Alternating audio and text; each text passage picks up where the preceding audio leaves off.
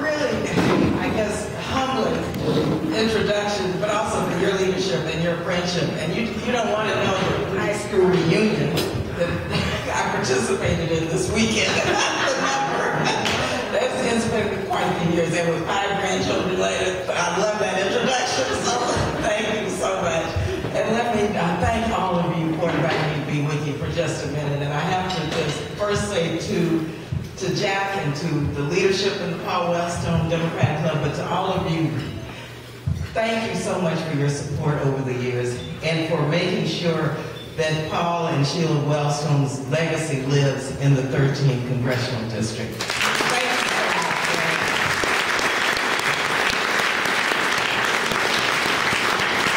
I had the privilege to know Paul and Sheila very well. In fact, Paul was the only member of the United States Senate who was a member of the Progressive Caucus when I first was elected to Congress. And so we had a chance to work very closely on so many issues, and he actually helped me on a variety of measures. I was working on campaigning, raising money. We did a lot together, and so I'm just so proud of his spirit that's still continuing to really lift us up here and really remind us of what true progressive politics really should be about. And that's what you all are really about. True progressive politics, and I want to say this has become progressive politics. Berkeley, the Bay Area, East Bay, we're mainstream. As I travel throughout the country, all of the issues that we have stood for many, many, many years are issues now that the majority of the American people embrace. And so you're mainstream, and I want you to know we're not left. And it's not the left wing of the Democratic Party anymore. This is mainstream Democratic Party. So thank you very much. Lonnie, let me thank you for your friendship, for your tremendous leadership. We've known each other since the 70s. And you know Lonnie has stayed the course, but it's just been wonderful to be able to work with her in the variety of capacities that she's in her public life. Whether it was mayor, whether it was regional director for the Department of Education, whether it was council, whether it was assembly, senate, whatever. She's been on the forefront of so many issues. So congratulations to you, my sister. It's so good to see you. Where's Tommy? Where's Tommy? Hi, Tom. Good to see you, too. But it's, and Bob Brower and to the Dellums family, Ron, I see him periodically. He's doing great. He still has a huge legacy in this district that we always should remember. Yeah. And, you know, thinking about and remembering President Nelson Mandela and how we led the anti-apartheid movement with regard to putting the United States on the right side of history with Ron's sanctions bill. We always have to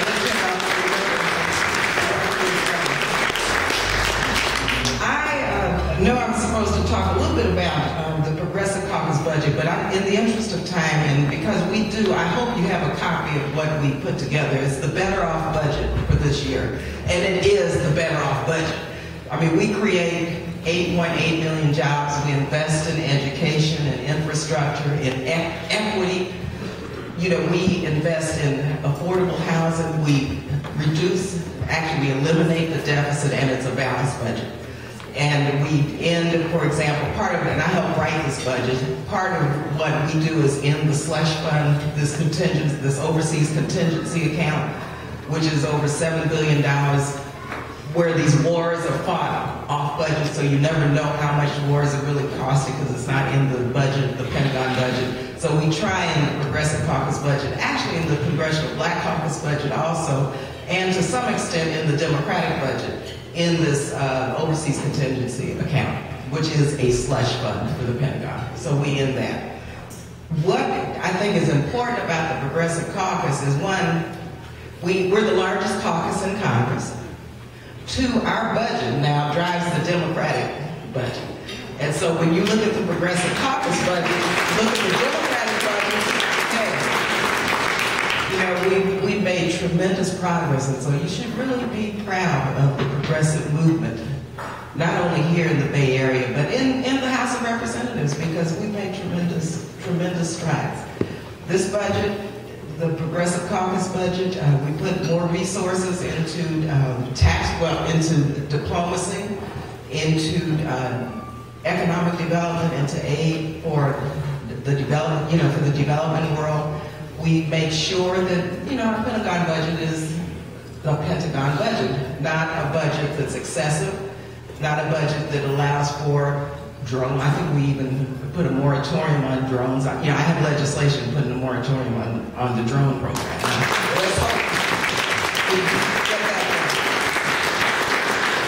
We end the authorization to use force, Afghanistan and Iraq. We do that in the budget. So there are cost savings that we can really see very clearly. We do not allow Medicare and Social Security to be privatized. We actually strengthen Social Security and Medicare. It can be done. And so look at the budget, because it is the better off budget, not only for my community or our great co-chairs, Keith Ellison and Raul Grijalva, but it's the better off budget for the country. So take a good look at it. Finally, let me just say, man, this thing, first let me just say, Paul Ryan, I serve on the Budget Committee and the Appropriations Committee. And this is a very serious moment in our country. Paul Ryan chairs the Budget Committee.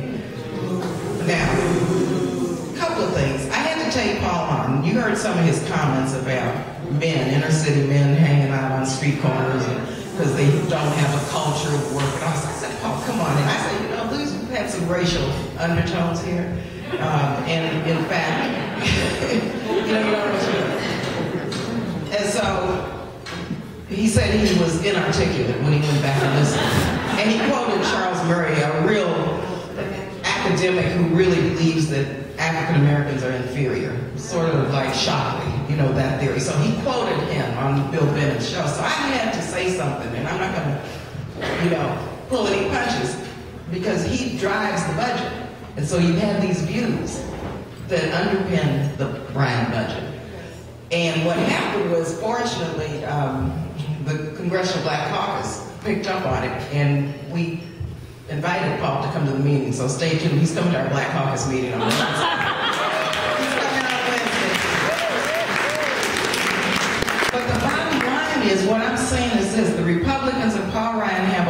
strategy on poverty. They're trying to say that the war on poverty, this is 50 years, Head Start, higher ed, food stamps, all of the Great Society programs that have provided for the safety net are under attack in the Paul Ryan budget. 70% of his budget cuts spending, discretionary domestic spending, cuts all of those programs. And yet he talks about he wants to lift people out of poverty. And so the contradictions are very glaring. And so we're taking him on poverty, and he just doesn't quite know how to deal with this. And so he's making all of these ridiculous statements. So Bill O'Reilly decided to have Paul Ryan on. I don't know if you saw that, but it was really, quite frankly, disgusting. Bill O'Reilly called me a notorious race hustler.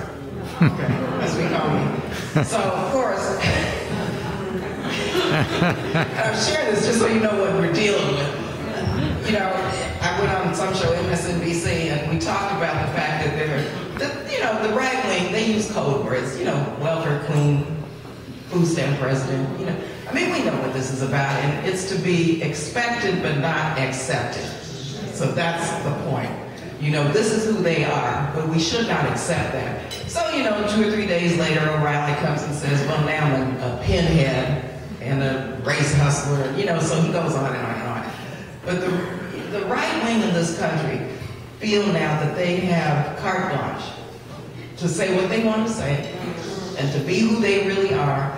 And I think we need to be very vigilant as it relates to income inequality and racial justice and what is taking place with the extreme far right in our country. And so I share that with you because, here in the Bay Area, oftentimes, we don't see the sinister nature of what is taking place with the far right and with the Tea Party. Because these people, the Koch brothers and the Tea Party and this Supreme Court decision are really developing a backdrop for the erosion of our fundamental democratic rights. Fundamental. And so stay vigilant, Paul Wellstone. Stay vigilant, because if at any time that I remember that we need a Paul Wellstone Democratic Club, and that we need progressive voices, and that we need people who can cut through all of this stuff and call it for what it is, it's right now. Mm-hmm. It's right now. So congratulations. Congratulations, Ron.